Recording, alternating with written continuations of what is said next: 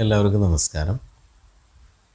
ഈ നമ്മൾ പലപ്പോഴും യൂട്യൂബിലൊക്കെ ചില വീഡിയോസ് കാണുമ്പോൾ സ്വാഭാവികമായിട്ട് നമ്മളിങ്ങനെ അതിന് എന്തെങ്കിലും ഒരു സംശയം നമ്മൾ ആരായും.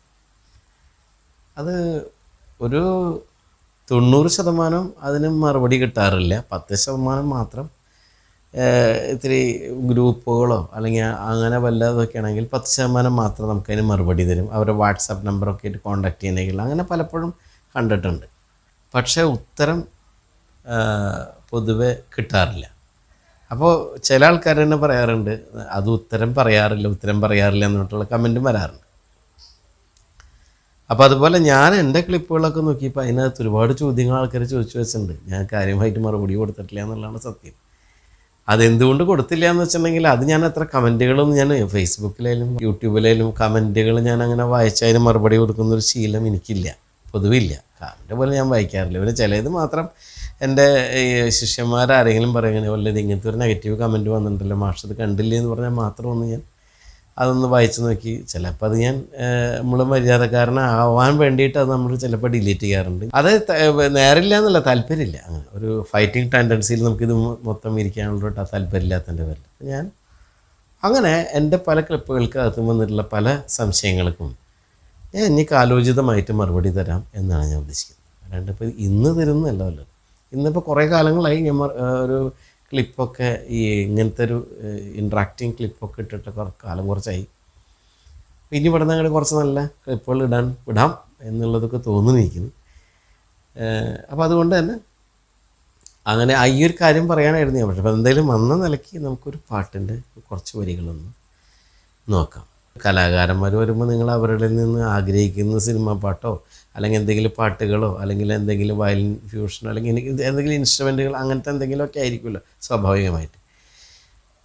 ഒരു പാട്ട് നമുക്ക് കുറച്ചൊന്ന് പാടി നോക്കാം.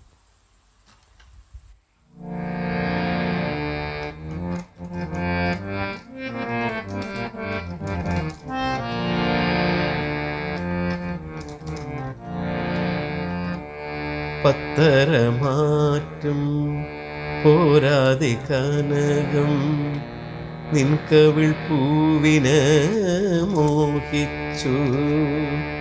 പത്തരമാറ്റും പോരാതെ കനകം നിൻകവിൾ പൂവിന് മോഹിച്ചു.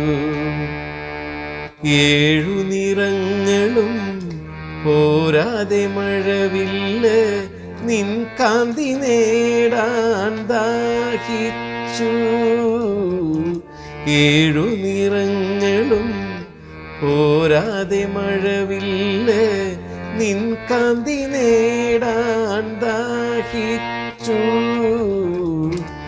5 ശരങ്ങളും പോരാതെ മന്മഥൻ നിൻ ചിരി സായകമാക്കി. പുഞ്ചിരി സായകമാക്കി. 7 സ്വരങ്ങളും പോരാതെ ഗന്ധർവൻ. 7 സ്വരങ്ങളും പോരാതെ ഗന്ധർവൻ നിൻമൊഴി സാധകമാക്കി. തേൻമൊഴി സാധകമാക്കി.